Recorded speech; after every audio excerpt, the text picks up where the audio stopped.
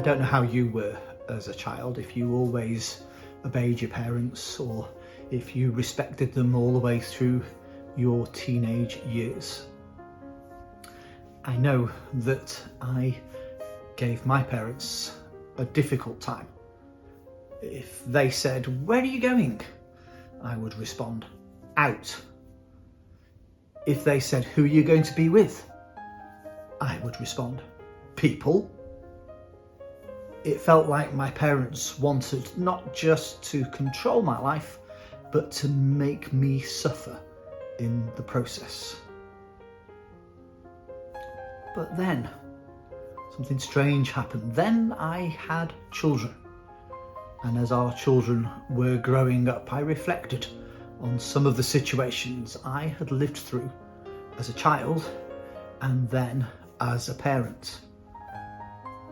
Hindsight can be a wonderful thing, can't it? In thinking about how Jesus honoured and respected his parents, we have an excellent example of what was happening. Luke chapter 2 verses 41 to 52. Every year the family of Jesus would travel to Jerusalem to celebrate the Passover. But on this particular visit, things were different. Jesus, at the age of 12, was somehow separated from his parents. And his parents, assuming that Jesus was with some other friends, they just carried on heading back home. And eventually, when they realised that Jesus wasn't with his friends and he wasn't with the wider group of people that Mary and Joseph had travelled with, they had to go back to Jerusalem. So Mary and Joseph set off to find Jesus. And 3 days later, they find him, listening and conversing with the religious leaders. Now, I've got to admit that as a parent, my first inclination is to identify with the frustration and distress of Mary and Joseph. A frustration which is evident as we read the text in Luke. You can imagine, if you are a parent, how you might have a mixture of emotion. On the one hand, pleased that your child was safe, but also perhaps more than a bit cross and frustrated that the child Jesus had wandered off without talking to or telling anybody where they were going. And at first glance, it does look as if Jesus was wrong in what he did. Had Jesus failed to stay with his family and his relatives?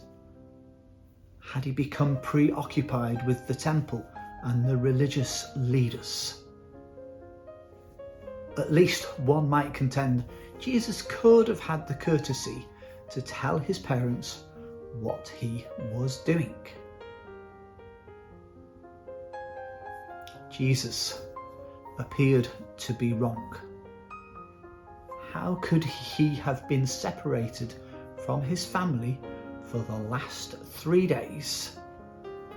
And perhaps more, because we don't know exactly how long Mary and Joseph were travelling for. But how could he be that insensitive without doing anything about it? But if we reflect on the account in Luke and consider who Jesus is, then we will see that actually Jesus was not wrong and he wasn't dishonouring to his parents at all. But we need to understand that Jesus was and is God, and he never sinned. Therefore, in thinking about this account of Jesus in the temple from Luke chapter 2, we must conclude that Jesus could not have sinned through his actions in this account. Mary, in her frustration, anger and relief, scolds Jesus and says this, "Son, Why have you done this to us? Your father and I have been frantic, searching for you everywhere."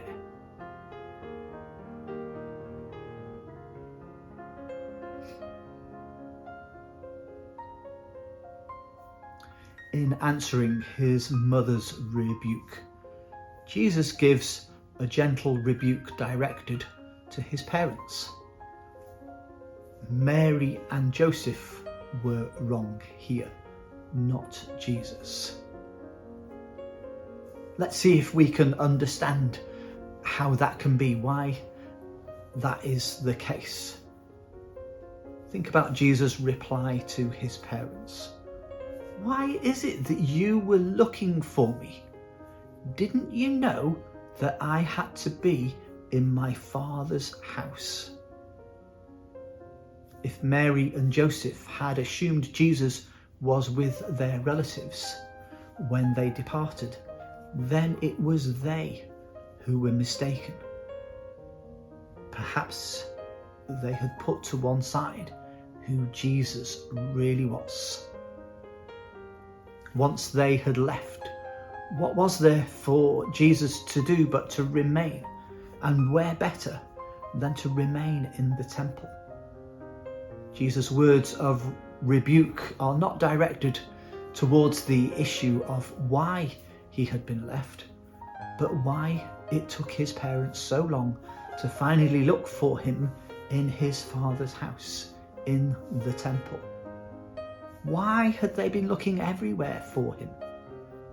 Did they not know that he would naturally have been drawn to the temple?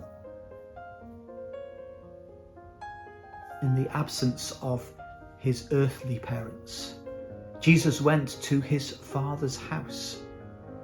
Where else would he have gone? Where else would his parents from earth expect to find him?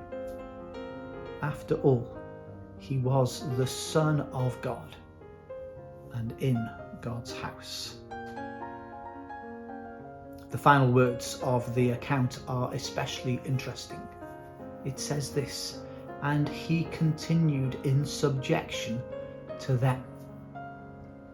In Matthew's Gospel, by using the word continued, it indicates that as before and continuing and later on, Jesus was in subjection to Mary and Joseph, his earthly parents. It was their error, not his.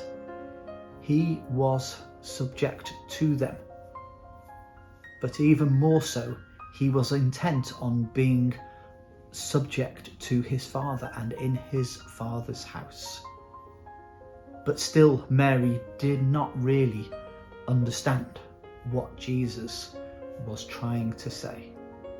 But nevertheless, Jesus clearly distinguished between his relationship with his heavenly Father and his earthly parents. And this was a taste of what was yet to come when Jesus began his earthly ministry.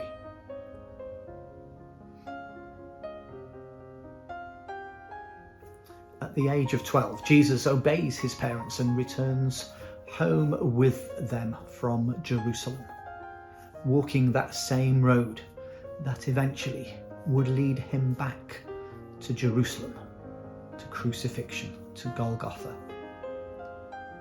Jesus' own self-humbling, which began when he was born as an infant and now extends to submitting himself to his earthly parents.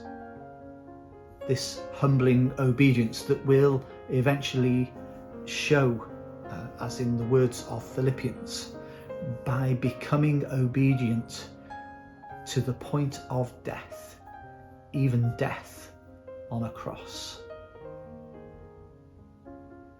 But Jesus' Father in heaven would not leave his Son in the grave, but highly exalted him. Jesus' obedience did not spell the end of his happiness, nor will it ours if we are obedient. Rather, his obedience was the death of everything that would have kept him from full and lasting joy. I wonder if we could commit ourselves to being obedient to God in the same way.